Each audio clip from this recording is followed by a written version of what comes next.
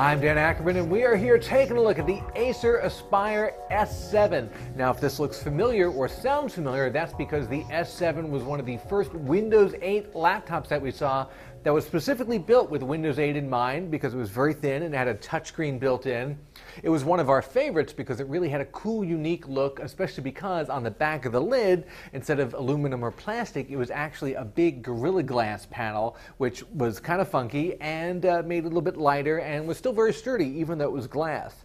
This new version of the S7 looks pretty much identical. The big change here is that it has one of Intel's new 4th generation Core i series processors in it, also known by the codename Haswell. And what that gives you is not so much increased performance, I mean that's fine, but it gives you much better battery life. In fact, in systems like the MacBook Air, which I would consider pretty direct competitor to this, we got 12 hours of battery life on our tests. This guy got a little bit above 7, but that's still better than the original S7 that we saw last year.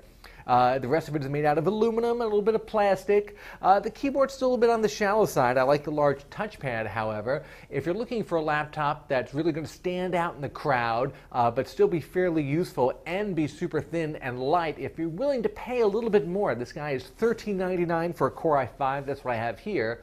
The first version we looked at was, I think, a Core i7 for about $1,600 or $1,700. Then you definitely want to take a look at the S7. There are some other very nice thin ultrabooks out there as well, like the Sony Vaio Pro series, and of course any of those really do get compared to the MacBook Air. I love the design on this guy. I'm not sure I'd pay this much for it, but I'm glad I get to play around with it for a little while. I'm Dan Ackerman, and that is the Acer Aspire S7.